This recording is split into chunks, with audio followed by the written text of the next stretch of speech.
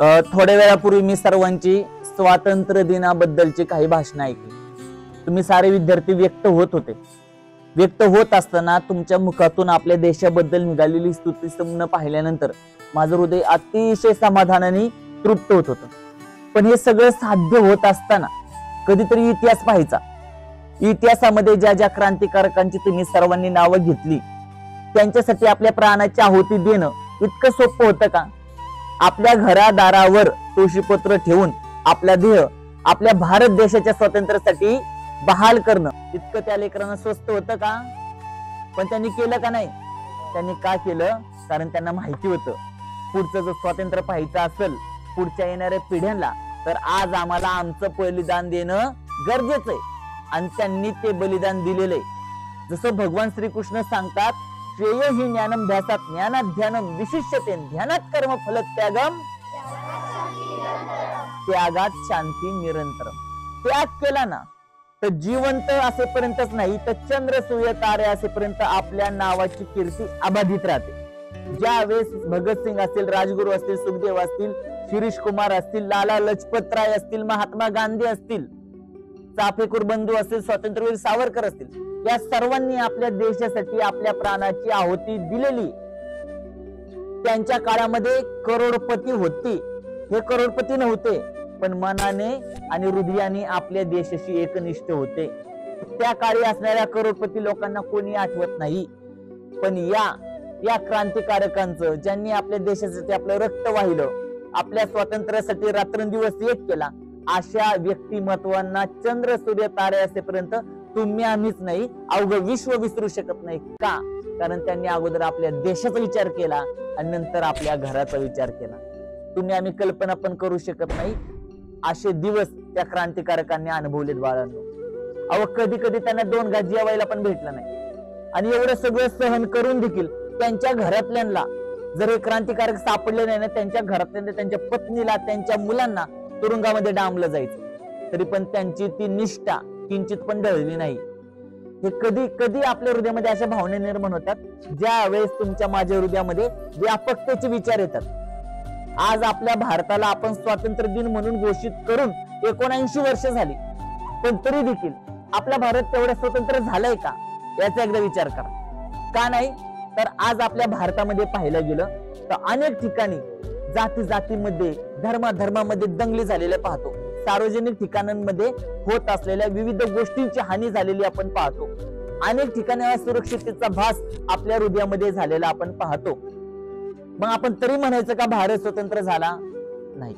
मी तुम्हाला आजही सांगतो, या आपल्या भारतामध्ये अनेक मुलं आहेत जी व्यसनाधीन झालेली आहेत, अनेक लेकरं जी मोबाईलच्या अधीन झालेली आहेत, अनेक युवा पिढी आहे जी ड्रग्सच्या अधीन झालेली आहेत. त्या लेकरांकडून, त्या युवकांकडून, त्या व्यक्तिमत्वांकडून भारताचं भलं होईल अशी आपण अपेक्षा धरू शकतो का? त्यासाठी तुम्ही तयार होताय. जी लेकरं आज एवढ्या बालवयामध्ये आपल्या घरादाराचा त्याग करतात, आपल्या देशाचं स्वातंत्र्य अबाधित ठेवण्याकरिता, आपल्या धर्माचं नाव अखेरपर्यंत टिकवण्याकरिता आज तुम्ही तुमच्या आई वडिलांचा दुरावा सहन करून इतर राहताय, ज्ञान अर्जन करताय आणि आपल्या देशाबद्दलची निष्ठा अजून प्रबळ करत चाललाय. येणाऱ्या काळामध्ये तुम्ही फक्त आपल्या गावाचं नाही, आपल्या राज्याचं नाही, वेळ प्रसंगी तुम्ही अवघ्या देशाचंच किंवा अवघ्या विश्वाचं पण नेतृत्व करणारी व्यक्तिमत्व तुमच्यात लपलेली.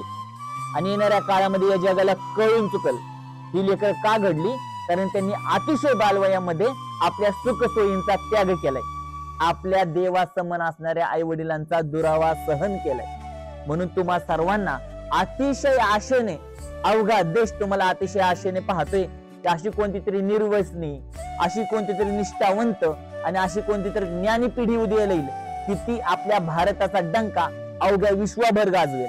आणि या स्वातंत्र्य दिनी हाच आपण संकल्प करणार आहे. जीवनात आम्हाला काय प्राप्त होईल नाही माहिती, पण मरेपर्यंत आम्ही आमच्या भारत देशाशी एकनिष्ठ राहू.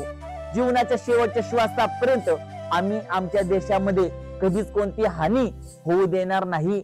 वेळ प्रसंगी आम्ही आमच्या जीवाची बाजी लावू, पण आमच्या देशाच्या स्वातंत्र्यासाठी आम्ही कायम तत्पर राहू. ह्या सगळ्या गोष्टी आपण हृदयामध्ये स्थित करायला पाहिजेत. हा स्वातंत्र्य दिवसाचा खरा योग्य असा सन्मान असणार. ज्यांनी आपल्या देशासाठी प्राणाची आहुती दिली, त्यांच्यासाठी माझ्या हृदयातून एक शब्द निघतोय, एक शब्द, एक भावना निघते, आणि ती म्हणजे कोणती? कितने खुश नसीब है वे लोग जिनका खून हमारे देश के काम आया. कारण प्रत्येकाचं रक्त आपल्या देशासाठी समर्पित नाहीये. अनेक जण आपल्या देशात राहतात, पण आपल्या देशावर कुरघोड्या करतात. आपल्या देशातली अतिशय गुप्तचर असणारी माहिती इतर देशांना पुरवतात. का? तर फक्त काही तोडक्या पैशांसाठी. जर काही पैशांसाठी ही लोक आपल्या देशाचं स्वातंत्र्य पुन्हा गुलामीत ढकलण्याकरिता तयार होत असतील, मी त्या लोकांना सांगू इच्छितो, तुम्ही अशा वाईट मार्गाने, आसुरी मार्गाने पैसा कमवताल. तुमच्या घराचा उंबरा जरी सोन्याचा केला तरी पण येणारा काळ तुमच्यासाठी अतिशय भयानक राहील. का? तर ही येणारी पिढी तुमचं जसं नरसिंहाने हिरण्यकश्यपूचं पोट फाडलं ना, अगदी त्याच प्रकारे ही येणारी पिढी तुम्ही जी आसुरी प्रवृत्तीने सारी धन संपत्ती जमा केली, या देशावर कुरघोड्या करून विविध चुकीच्या मार्गाने आपल्या घरामध्ये धनाचा साठा निर्माण केला, तुमचं पण पोट फाडल्याशिवाय ही निष्ठावंत असणारी पिढी आपल्या देशाचं अस्तित्व चंद्र सूर्य तारे असेपर्यंत स्वातंत्र्याने भवून सन्मानित केल्याशिवाय राहणार नाही. त्यामुळे वेळी सावध होणं गरजेचं आहे. आणि तुम्ही देखील शेवटपर्यंत आपल्या देशासाठी कसे राहणार आहात आणि एकनिष्ठ राहिलं पाहिजे. भारत माता की वंदे.